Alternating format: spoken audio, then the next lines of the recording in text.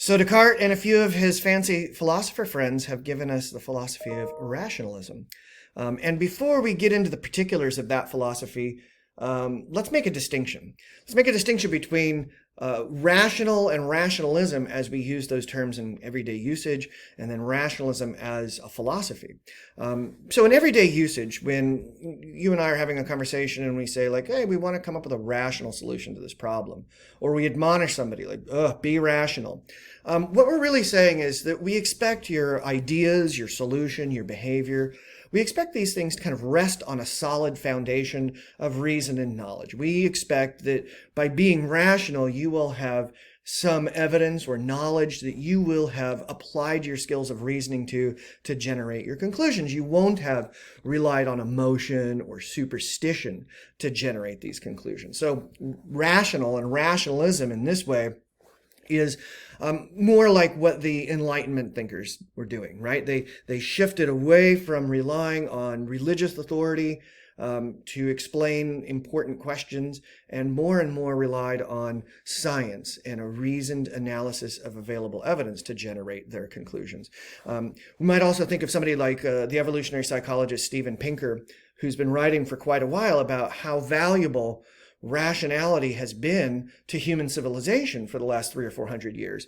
And in his book, Enlightenment Now, he makes a really good case that by virtually every single metric of human flourishing, the world is a better, healthier, wealthier, less war-filled place than it's ever been. And it's not to say, of course, that the world doesn't have its problems, doesn't still have its uglinesses.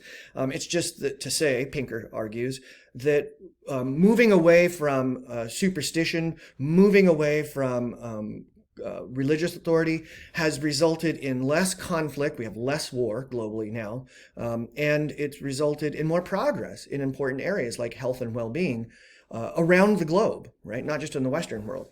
And in this book here, Rationality, What It Is, Why It Seems Scarce, Why It Matters, he's making this argument that we seem to be going down this road in Western civilization where we're saying like, hey, I'm not thinking I like that rationality so much.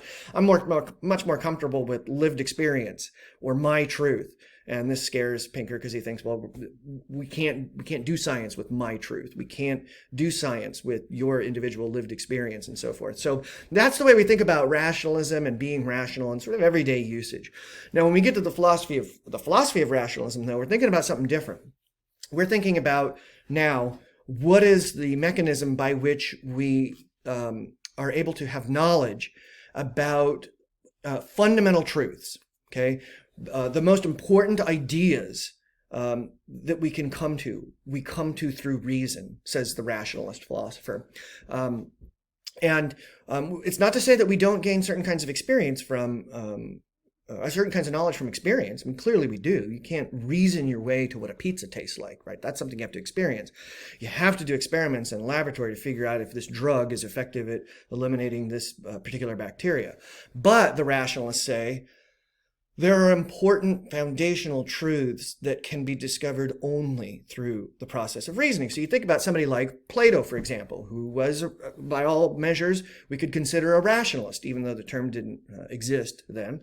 Remember, Plato had this idea that we're sort of born with certain types of knowledge, but the birthing process was so traumatic for all of us that we forget what we know. And so you see, the way that he depicts the Socratic method is you get a couple of people in conversation with one another, and this questioning process is going to cause somebody to dig deeper through all of the falsehoods they've embraced to discover some truth that was always there. They just didn't know it.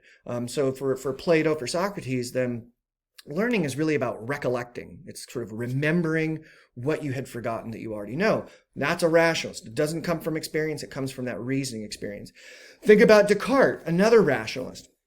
And he had this idea that there are really important concepts that we're aware of that we couldn't have gained an awareness of by having experiences in the world. So Descartes says, for example, we experience things like ink pens here, and I recognize that this ink pen is a substance, right? It's a thing.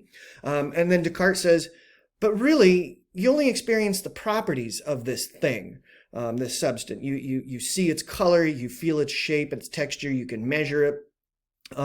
You can hear the sound it makes. And clearly Descartes says this thing is making a sound. And then he kind of backs up and says, well, wait a minute. No, we're talking about the properties of the thing and not the thing itself. And so for Descartes, this concept was innate. And then he was able to build on that from there and say, well, I've got this concept of perfection. But I couldn't have possibly experienced something perfect in the world because nothing perfect actually exists. Where did I get this concept from? Of course, that leads him to his conclusion that, well, the only thing that's perfect is God. Therefore, God must exist. And so he's reasoning his way to these fundamental, foundational concepts that then allow him to continue building his knowledge. And without them, right, he couldn't have continued to build his knowledge because he wasn't certain of anything. He wasn't certain that he could even trust his own thoughts because he worried he possibly could be possessed by an evil demon. Spinoza picks up where Descartes leaves off and says, I really like your method and I like this way of thinking. And we're not going to look at Spinoza too closely in our course, but Spinoza made some modifications to Descartes' kind of structure of reality as it relates to God. And then after him, Leibniz, and you can see all of these guys should have been in an 80s hair metal band together. Leibniz comes along. And he says, I really like what Descartes is doing. I don't really like Spinoza's conclusions of the way that Spinoza is using Descartes' method because it seems to lead away from God into kind of a pantheism.